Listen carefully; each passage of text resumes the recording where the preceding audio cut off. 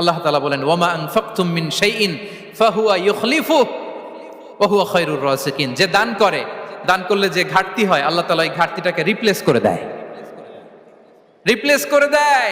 বিষ্ণু ইসা ইসলাম বলেছেন মা নাকাসা মালু আবদিন মিন সাদাকা। চ্যারিটি করলে, দান করলে আল্লাহ তার সম্পদ কখনো কমায় না।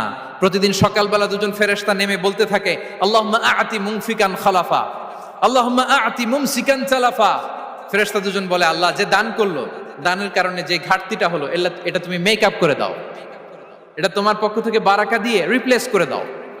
আর যে ধরে রাখলো, কৃপণতা করলো, ওর সম্পদকে আল্লাহ তুমি ধ্বংস করে দাও। ওয়াল ইয়াদু বিল্লাহ। আমরা যেন দান করি। এরপরে বিষ্ণু ইসা ইসলাম বলেছেন বেশি বেশি হজ উমরা করলে, বেশি বেশি যদি কারো সাধ্য থাকে, ফিনান্সিয়াল ক্যাপাসিটি থাকে, বেশি বেশি হজ উমরা করলে তার রিজিকে বারাকা নেমে আসে। সব শেষে হচ্ছে দোয়া করা।